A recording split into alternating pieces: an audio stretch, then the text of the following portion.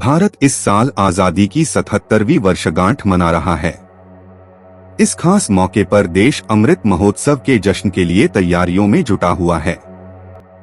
लेकिन देश का एक राज्य ऐसा भी है जहां 15 अगस्त को स्वतंत्रता दिवस नहीं मनाया जाता है। इस लिस्ट में गोवा के अलावा भारत के 3 अन्य राज्य भी शामिल हैं, जहां देश की आजादी के बाद भी स्वतंत्रता दिवस नहीं मनाया जाता था। आइए जानते हैं आखिर क्यों इन राज्यों में 15 अगस्त को स्वतंत्रता दिवस नहीं मनाता है। नंबर 1, गोवा। 15 अगस्त 1947 को भारत अंग्रेजों की हुकूमत से पूर्ण रूप से आजाद हो गया था। लेकिन गोवा वह राज्य था जिस पर भारत की आजादी के बाद भी पुर्तगालियों का राज बरकरार था। इसलिए गोवा 15 अगस्त को स्वतंत्रता दिवस नहीं मनाता है। बता दें कि गोवा पर लगभग पुर्तगालियों ने 400 साल राज किया था और भारत को आजादी मिलने के बाद गोवा 14 साल बाद यानी कि 1961 में गोवा पुर्तगालियों की हुकूमत से आजाद हुआ था।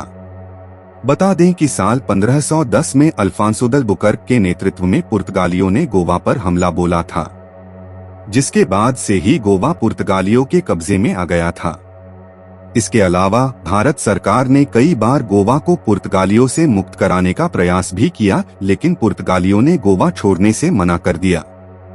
दरअसल गोवा को मसाला व्यापार के लिए एक महत्वपूर्ण जगह माना जाता था और मसालों के कारोबार से पुर्तगालियों को बहुत मुनाफा भी होता था। इसलिए उन्होंने गोवा पर अपना राज इतने लंबे समय तक बरकरार रखा। भारत ने आजाद होने के बाद गोवा की आजादी का प्रयास लगातार जारी रखा, लेकिन पुर्तगालियों ने हर बार देश छोड़ने से मना ही किया। इसके अलावा पुर्तगाली सरकार के साथ भारत सरकार का हर प्रयास फेल होता रहा। लेकिन बाद में भारत सरकार ने गोवा को आजाद कराने के लिए हवाई हमले की तैयारी की और थल सेना को भी लड़ाई के लिए तैयार कर दिया। लेकिन इस लड़ाई का प्रयास सफल रहा और 19 दिसंबर 1961 में गोवा पुर्तगाली सरकार से आजाद हो गया। इसलिए गोवा अपना स्वतंत्रता दिवस 15 अगस्त को नहीं बल्कि 19 दिसंबर को मनाता है। नंबर 2, हैदराबाद। ब्रिटिश शासन के दौरान हैदराबाद पर निजामों का शासन हुआ करता था। निजाम तब देश के सबसे अमीर लोग माने जाते थे। भारत पाकिस्तान बंटवारे के समय हैदराबाद के निजाम ने दोनों देशों की संविधान सभा में भाग लेने से इनकार कर दिया था। कई प्रयासों के बावजूद हैदराबाद के निजामों ने भारत में शामिल होने से इनकार कर दिया, जबकि वहां के लोग भारत के साथ जाना चाहते थे। आखिरकार भारत को हैदराबाद पर पुलिस कार्रवाई करने के लिए मजबूर होना पड़ा। 13 सितंबर 1948 को भारत ने ऑपरेशन पोलो के नाम पर हैदराबाद पर आक्रमण किया और उस पर विजय प्राप्त की। इस प्रकार भारत के स्वतंत्र होने के 1 वर्ष से भी अधिक समय तक हैदराबाद एक स्वतंत्र राज्य रहा। नंबर 3, सिक्किम। भारत की आजादी के समय सिक्किम पर चोग्याल वंश का शासन था।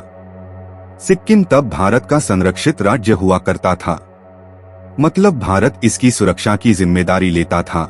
लेकिन 1975 में वहां की राजनीतिक स्थिति बिगड़ गई और राजा ने मनमाने ढंग से शासन करना शुरू कर दिया।